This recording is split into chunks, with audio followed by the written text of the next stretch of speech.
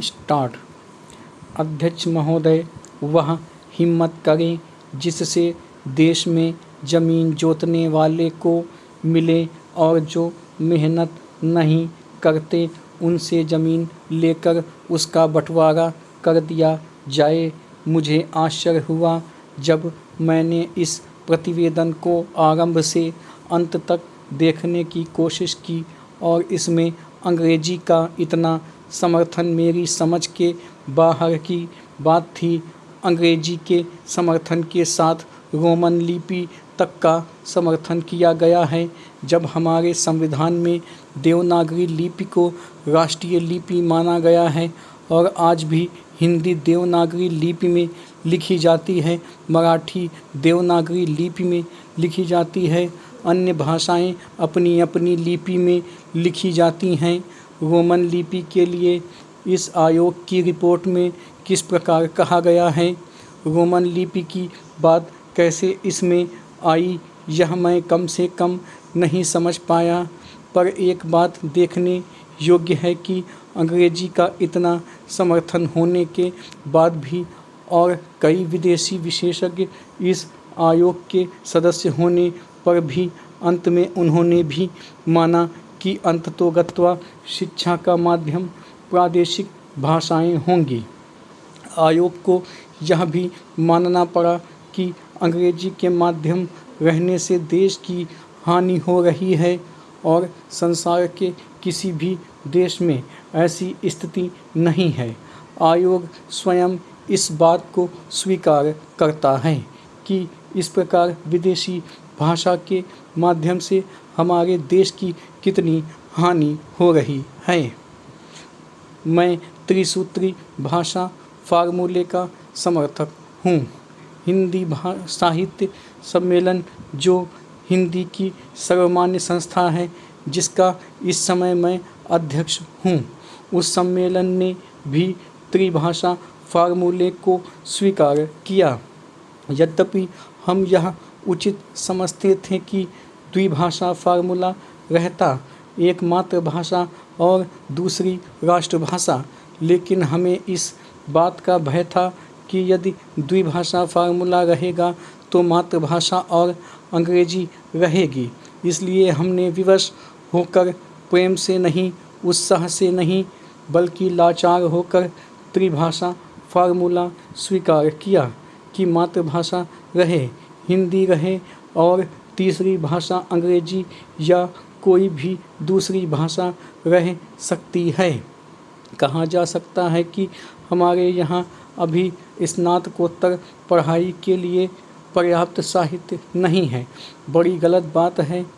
अभी सरकार के द्वारा ही कुछ महीने पहले यहाँ पर एक प्रदर्शनी हुई थी।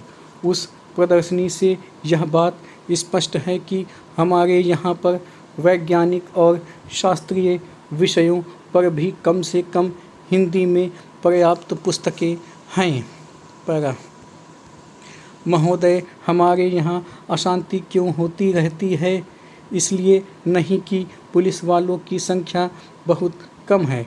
अशांति इसलिए होती रहती है कि समाज में ऊंच नीच है और लोग अनुभव करते हैं कि उन्हें न्याय नहीं मिल रहा है। कानून और व्यवस्था की समस्या केवल भारत में ही नहीं है। मैं आपसे अमेरिका की ओर देखने को कहूँगी।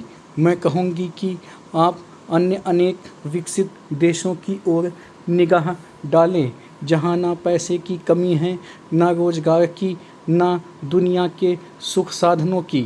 मैं आपको विश्वास दिला सकती हूँ कि एक अकेली स्त्री जितने सुरक्षित भाव से कोलकाता या दिल्ली की सड़कों से गुजर जाती है, उतनी उन देशों की अनेक शहरों से नहीं गुजर सकती।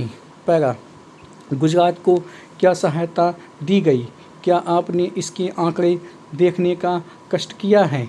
मैं यहाँ कागज पत्र लेकर नहीं आई हूँ, लेकिन मैं कह सकती हूँ कि गुजरात को भारत के कई राज्यों की अपेक्षा अधिक सहायता मिली है।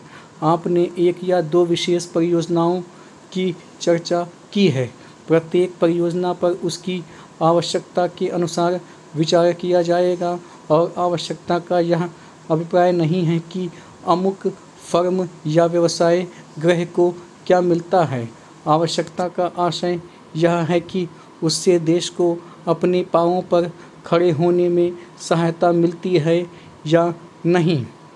हमें उर्वरकों की आवश्यकता है। हम उन्हें प्राप्त करने के लिए सभी संभव उपाय कर रहे हैं, लेकिन हम विदेशी कंपनियों के हाथ बिककर उर्वरक नहीं पाना चाहते। और जब तक मैं सत्तारूढ़ हूँ, मैं ऐसा नहीं होने दूंगी, चाहे कैसा भी दबाव क्यों ना पड़े। अगर आप चीखना चाहते हैं तो विश्वास रखिए, आप मुझसे ज़्यादा ज़ोर से नहीं चीख सकते। इसका मुझे आपसे कहीं ज़्यादा अनुभव है। प्रत्येक मामले को तब तक किया जाएगा जब वह विचार के लिए उठाया जाएगा। जहाँ तक टाटा परियोजना का संबंध है, वह योजना अभी सरकार के सामने नहीं आई है। यदि वह आएगी तो उस पर वैसी अन्य योजनाओं की तरह समुचित विचार किया जाएगा। अतीत में हमने कई बातों पर जल्दबाजी से काम लिया और आज हम उसका फल भुगत रहे हैं। आप महानुभावों को इस पर लिखी गई अनेक पुस्तकों के नाम बता सकती हूँ, जिनके लेखक ना तो भारतीय हैं और ना ही आदर्शवादी।